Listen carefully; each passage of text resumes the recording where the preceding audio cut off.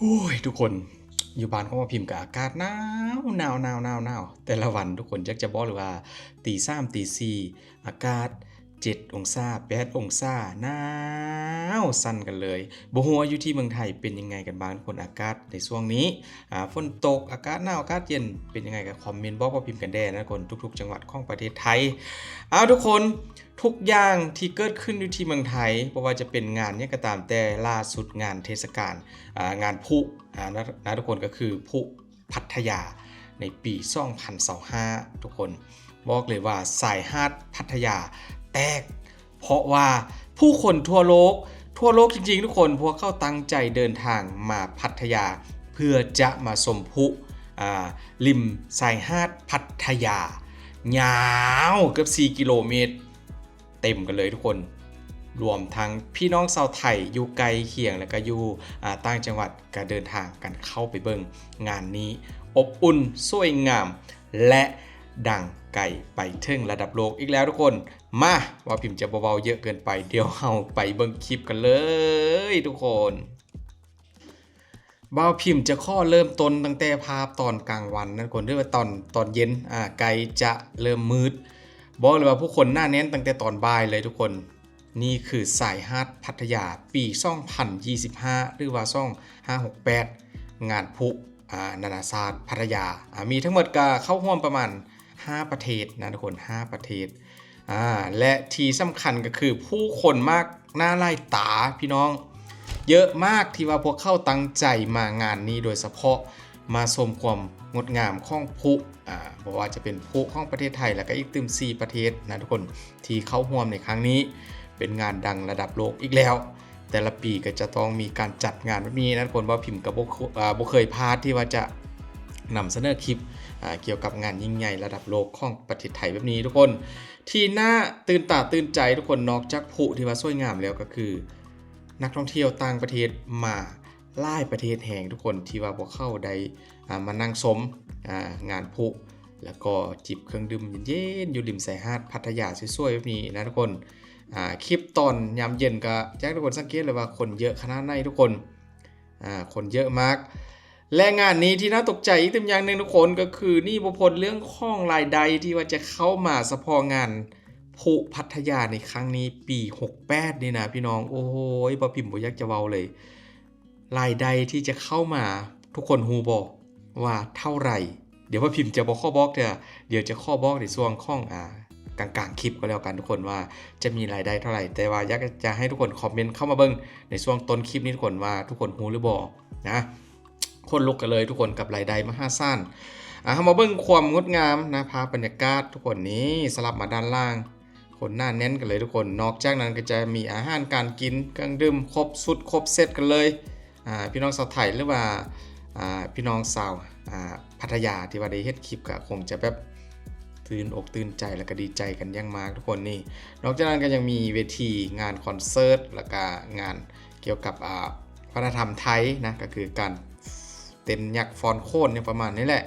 เป็นวิธีสีเขียวนะทุกคนอยู่ตรงกลางกันเลยบอกเลยว่าด้านบนกับคนหน้าแน่นทุกคนนี่ถนนที่ว่ามีคนเดินมาเริ่มกันเลยทุกคนผู้สวยๆที่พ่อพิมพ์ได้มาเบิ่งมื้อนี้บอกเลยว่าไล่มุมที่พี่น้องชาวไทยบ่เคยเห็นกันมาก่อนแน่นอนนะคลิปลับๆคลิปดีๆพ่อพิมพ์จัดมาให้ดูทุกคนสวยสดงดงามบ่ว่าจะเป็นภาพมุมต่ำมุมสูงสลับสับเปลี่ยนกันไปให้ทุกคนได้เบิ่งแบบบ่น่าเบื่อกันเลยพี่น้องนี่มีสถานที่ให้นั่งเบิ่งริมหาดนี่เลยทุกคนบางจุดก็อาจจะมี VIP บอกมีเก้าอี้มีโต๊ะให้นั่งแบบสบายๆทุกคนบางคนก็มักความซิลความง่ายๆก็นั่งหาดทรายนั่งทะเลนั่งทรายนั่นแหละทุกคนนะก็คือปูเสื้อปูม่อนกันไปซิวๆทุกคนงานนี้ผู้สวยๆงามๆจาก5 ประเทศที่ว่าพวกเขาเดินทางมาจัดงานร่วมกันกับประเทศไทยในครั้งนี้ที่พัทยาทุกคนมาเอามาบอกซะเลยรายได้ของงานนี้กันทุกคนเฉพาะงานพลุพัทยาในปี68นะทุกคนงานนี้บอกเลยว่าเงินที่ว่าเข้า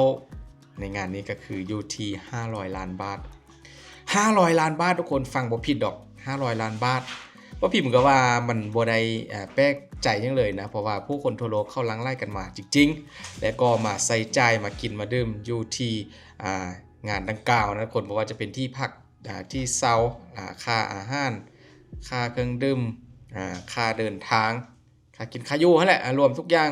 ก็คือพอเข้ามาใส่ใจอยู่ที่งานพุพัทยาในครั้งนี้500 ล้านบาทครับพี่น้องเยอะมากอันนี้คือเมืองไทยจัดอะไรก็ต้องแบบว้าวมากๆนะทุกคน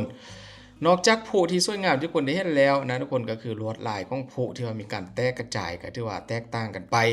สร้างซีซั่นให้กับพี่น้องชาวไทยและก็นักท่องเที่ยวชาวต่างชาติหลายๆประเทศที่ว่ามารวมตัวกันอยู่ที่สายหาดพัทยาในครั้งนี้นะกับสายหาดที่ยา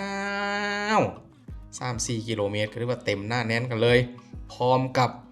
เสียงกรีดโห่ร้องกับผุแต่ละดอกที่ว่ามีการแตกกระจายแบบสวยงามขึ้นบนท้องฟ้านะทุกคนขึ้นบนท้องฟ้าแบบนี้โอ้โหบ่พิมพ์ว่าบ่มีไพ่ที่ว่ากาบ่กาที่ว่าจะถ่ายคลิปนะทุกคนทุกคนต้องยกมือถือขึ้นมาทั้งหมดหรือว่ายกกองขึ้นมาถ่ายทั้งหมดนี่คือภาพสวยงามของแต่ละปีที่ว่าจะต้องเกิดขึ้นอยู่แล้วนะกับงานสำคัญระดับโลกของประเทศไทยที่จัดขึ้นแบบนี้ปีกายปีพันมาว่าพี่มันก็เคยทำนะทุกคนขอบคุณจริงๆที่ว่าหลายคนอาจจะยังจื้ออยู่คลิปนี้ก็ข้อนำเสนอต่อกับปีของปีนี้นี่แหละปี68นะงานพุพัทยาที่ว่ายิ่งใหญ่อลังการงานสร้างที่สุดของประเทศไทยว้าวพี่น้องที่อย่างหนึ่งที่ว่าพิมพ์พาทุกคนเราว่าพิมพ์ลืมไปดูข้อมูลของงานนี้นะคนว่ามีพุทั้งหมดกี่ดอกกี่ลูกเอาแบบนี้ก็แล้วกันเพื่อเป็นการพูดคุยกันอยากให้ทุกคนคอมเมนต์บอกว่าพิมพ์ว่างานพุครั้งนี้มีทั้งหมดกี่ลูกทุกคนเพราะพิมพ์ลืมจริงๆนะลืมไปดูตรงนี้มาแต่กระบอกเป็นยังนะสไตล์ของพิมพ์ก็คือรีแอคไปเรื่อยๆทุกคนพูดไปเรื่อยๆเห็นอะไรอยู่ในคลิปก็พูดไปสวยๆงามๆทั้งนั้นแหละนะภาพมุมนี้ทุกคนพุหลักๆก็จะเป็นพุดอกสีแดง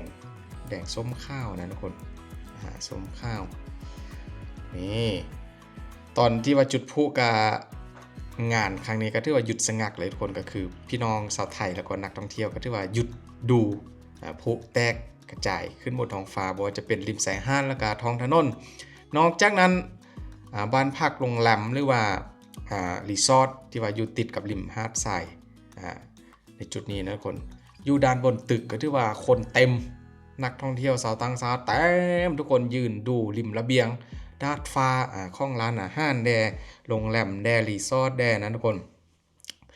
เต็มกันแบบเรียงรายกันเลยทุกคนโอ้โหสวยมากมันมีมิติจริงๆนะทุกคนเวลาพุแตกแล้วก็มีเงา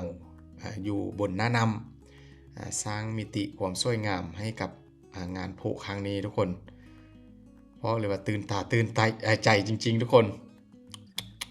พี่น้องชาวไทยคนไหนหรือว่าพี่น้องสาวพัทยาที่ว่าได้เบิ่งคลิปของมาพิมพ์ก็อย่าลืมคอมเมนต์บอกทักทายกันได้เด้อทุกคนว่าทุกคนมีความรู้สึกได้กับงานใหญ่ๆครั้งนี้นี่ทุกคนมุมด้านบนทุกคนตอนคืนนะถึงว่าจะงานพุจบลงแต่ว่าก็ยังแบบนักท่องเที่ยวยังอยู่แน่นหาดทรายกันเลยทุกคนยาวเหยียด4 กิโลนี่มันโบแมนน้อยๆนะทุกคนเป็น4 กิโลที่แบบโคตรยาวกันเลยนะเฮาคิดง่ายๆจากถนนที่ว่าเฮาใส่ประจำมาแหละ4 กิโลจะยาวขนาดไหนอันนี้คือหน้าแน่นกันเลยทุกคนมีเวทีคอนเสิร์ตเวทีอยู่ตรงกลางหาดทรายทุกคนเห็นบ่จะซูมให้ดูเลยนั่นคือเวทีนะผู้ใดอยากไปโยกไปเต้นไปฟังเพลงเพื่อนๆก็ฟังกันได้นี่คืองานยิ่งใหญ่ระดับโลกอีกตึมงานหนึ่งที่ว่าดึงเอานักท่องเที่ยวผู้คนทั่วโลกให้พวกเข้าต้องจองคิวจองที่พักกันมาใส่ใจแล้วก็เอาเงินมามอบให้กับพี่น้องชาวไทยมอบให้กับประเทศไทยทุกคนกับการกินกันโยกกันใช้ชีวิตในช่วงงานดังกล่าวนั่นก็คืองานพุพัทยาปี2025หรือว่าปี68ทุกคนยิ่งใหญ่อลังการคือเก่านะสุดยอดเลยกับประเทศไทยบ่พิมพ์ก็ขอชื่นชมอีกครั้งหนึ่งทุกครั้งแหละที่ว่าได้ทำคลิปเมืองไทยทำอะไรก็แบบเอาสุดๆนะต้องให้มันเป็นระดับโลกทั้งนั้นทุกคนยิ่งได้ก็ขอบคุณทุกคนหลายๆที่ว่าอยู่กับคุณพิมพ์คือเก่าทุกคนมื้อนี้ก็ขอใส่แว่นดำเอาที่นิดนึงนะปกติบ่พิมพ์ก็รออยู่แล้วโพ พูดเล่นนะทุกคนขอบคุณหลายๆเจอกันคลิปต่อไปพี่น้องเอ้ยขอบคุณเด้อ